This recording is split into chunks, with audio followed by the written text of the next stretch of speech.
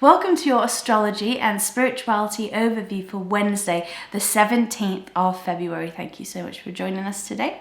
Today we're using the Mindfulness Angel Oracle cards, this deck that's pretty new to the channel and pretty new to me as well. So let's see what comes up for us today. Okay, this is a beautiful card. It says, honor the earth and yourself. And there's a picture of this tree with a person inside of it.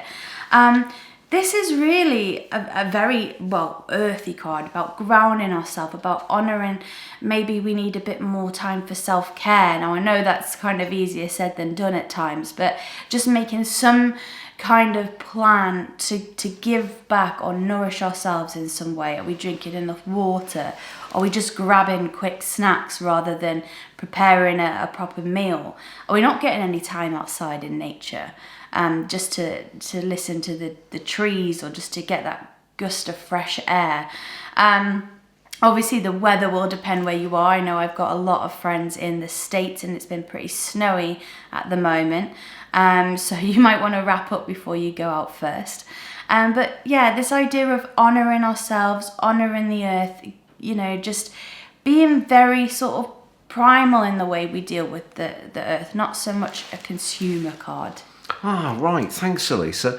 Well, the moon is also in an earth sign in Taurus. It's going to be connecting with Uranus, which can create some electricity, a desire to do something different, be a bit restless, move the furniture around potentially.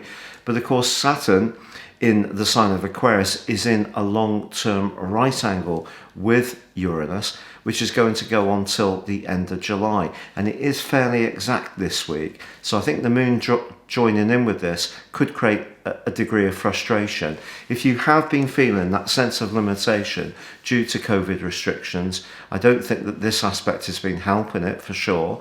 But say COVID wasn't going on, how would we be reacting to the square between the two rulers of Aquarius? I think it's really a kind of resistance to developing new ways of doing things. We're also seeing, unfortunately, some tsunamis, some earthquakes, some rock falls, some dams bursting around the world, and I think that's all very much linked to the square between Saturn and Uranus, and the moon's joining in on that today. So there could be a little bit of frustration. So when Elisa's talking about looking after ourselves and trying to get grounded, doing things like making a homemade soup or a stew or going for that walk in nature might be good ways to deal with any frustrations or anything in your life which is not going quite as quickly as you would like.